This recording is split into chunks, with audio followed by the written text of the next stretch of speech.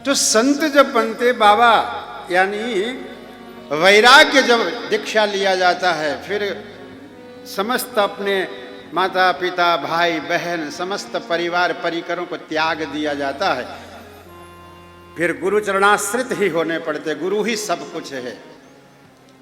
तो मुझे एक अवसर नहीं मिला था कि माता पिता को कथा सुनाऊं। तो जब मैं इस वृद्धाश्रम में मैं आया, सत्यनारायण जी उस दिन विराजे थे, राधेश्याम जी आप भी थे, दिनेश जी, ये सब, नीलम जी शर्मा, दिनेश जी, ये सब थे। तो मेरे मन में भाव आए, जब इन माताओं को जब देखा, इन भाइयों को जब देखा, देखने के बाद मेरे भाव हो कि मुझे कथा यहाँ सुनाना चाहिए। पूरी दुनिया में बहुत सी जगह कम से कम 120 कथाएं मैंने कर ली, लेकिन मुझे जो अंतःकरण से जो आवाज आते हैं ना, अंतःकरण से आवाज आना, हृदय से आवाज आना कि यहाँ सुनाएंगे तो तृप्ति मिलेंगे, वो मुझे कभी भाव न हुआ। और जैसे ही इन माताओं को, इन भाइयों को जब देखा, मेरे भाव आए कि मुझे यहाँ कथा सुनाना चाहिए, और यहाँ सुनाएंगे तो 100% कथा की तृप्ति जरूर मिलेंगे।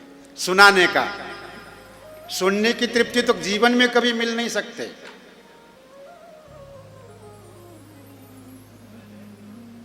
तो मुझे भाव आए तो मैंने कह दिया मुझे यहाँ कथा कहनी है, मैं सुनाऊंगा। वो मेरे लिए तो बेनिफिट है, वो इसीलिए है कि जब वहाँ यदि अपने माता पिता को सुनाने के लिए मैं जाता तो मेरी माँ एक ही माता पिता उनको सुना लेता, परंतु यहाँ तो मुझे 40 माताएं मिल गई जिनको मैं कथा सुना पा रहा हूँ। तो ये मेरा सौभाग्य है। और इन माताओं के लिए भाइयों की भी बेनिफिट है। देखो, श्रीमद् भागवत के महात्म्य में लिखा है कि विरक्तो वैष्णवो विप्रो वेद शास्त्र विशुद्धिकृत, यानी किसी संत के श्रीमुख से कथा सुनो, विरक्त हो। तो आप लोगों ने काफी कथाएं सुने होंगे, संतों के तो नहीं सुने होंगे। तो ये भी एक बेनिफिट है इन माताओं के, इन भाइयों को, इन पिता को, कि संत के मुंह से कथा श्रवण करने का सौभाग्य प्राप्त हो जाएंगे। फिर अब कथा कराएंगे तो पैसा भी चाहिए, फिर यजमान भी बनाने पड़ते हैं। फिर हमारे वृद्धाश्रम ट्रस्ट के समस्त ट्रस्टी गणों ने कहा था कि महाराज जी आप तो कथा करिए, जो खर्चा लगेंगे हम देंगे। फिर मैंने कहा कि मेरे मन से भाव उत्पन्न हुए हैं, मैं आप लोगों से तो लेना नहीं चाहता। जिस जगह कथा कहनी है उस जगह से भी अगर मैं लूं तो फिर मेरा क्या फायदा, फिर संत का क्या फायदा। कोई एक जगह तो ऐसा हो जहां त्याग सके, हाँ? तो यहां मैं न ले पाऊंगा, मैं नहीं लूंगा, पर कथा मुझे करनी है। फिर सभी ट्रस्टियों ने समय के लिए बोला कि आप जो समय आपको अनुकूल लगे आप समय ले आइए, हम आपके साथ हैं और बहुत दिव्य कथा होंगे, आप निश्चिंत रहिए। इन ट्रस्टी, सभी समस्त ट्रस्ट के पदाधिकारी समस्त ने कहे, इन माताओं ने, भाइयों ने भी कहे कि महाराज हम सुनेंगे कथा, आपकी कथा।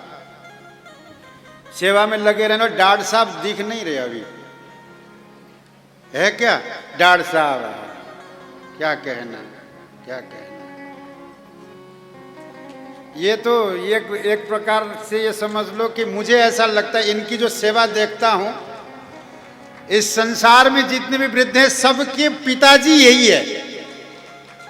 ये इतनी अच्छी सेवा करते हैं। अब मैंने सुना कि जो प्रसाद नहीं पा सकते उनको अपने हाथों से चूर करके ये खिला देते हैं। ऐसे सेवा भावी, धन्य है इनके माता पिता, और ये धन्य है जो ऐसे सेवा करते हैं साहब।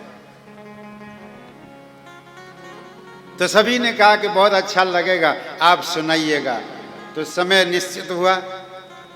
फिर कोई ना कोई तो चाहिए, कुछ तो आगे बड़े कलाकार लोग आएंगे, इतने बड़े डोम बम लगेंगे, इसका खर्चा तो लगेगा। फिर एक छोटा सा बच्चा को भेजा, छोटा है वो, बहुत छोटा है, उस बच्चे को भेज दिया।